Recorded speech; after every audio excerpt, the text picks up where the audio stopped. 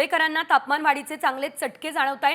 गेल्या 3 दिवसांपासून तापमानाचा पारा 42 अंशांपेक्षा जास्त नोंदवला गेलेला आहे। यामध्ये आणखी वाढ होण्याचा देखील अंदाज सध्या तरी वर्तवला जातोय। याचा परिणाम जनजीवनावर होतोय। रस्ते बाजारपेठांमध्ये शुकशुकाट दिसतोय। या संपूर्ण परिस्थितीचा आढावा आमचे प्रतिनिधी भूषण अहिरे यांनी घेतलाय। धुळ्यात गेल्या काही दिवसांपासून तापमानाचा कहर मोठ्या प्रमाणात वाढल्याचं दिसून येत आहे। जवळपास 42 अंशांपेक्षा जास्तीच्या तापमानाची नोंद आता गेल्या काही दिवसांपासून करण्यात येत आहे। आपण जर बघितलं तर रस्त्यांवरती अक्षरशः या रस्त्यांवरती नेहमीच नागरिकांची प्रवास करताना वर्दळ बघायला मिळते, परंतु नागरिक आता वाढत्या तापमानामुळे घराबाहेर देखील पडणं पसंत करत नाही आहे आणि कामाशिवाय नागरिक घराबाहेर पडताना दिसून येत नाहीये।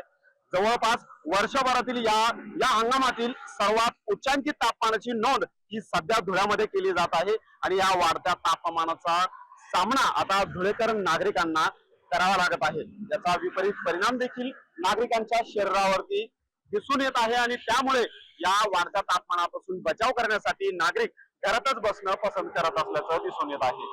धुळ्यावरून भूषण अहिरे, साम टीव्ही न्यूज।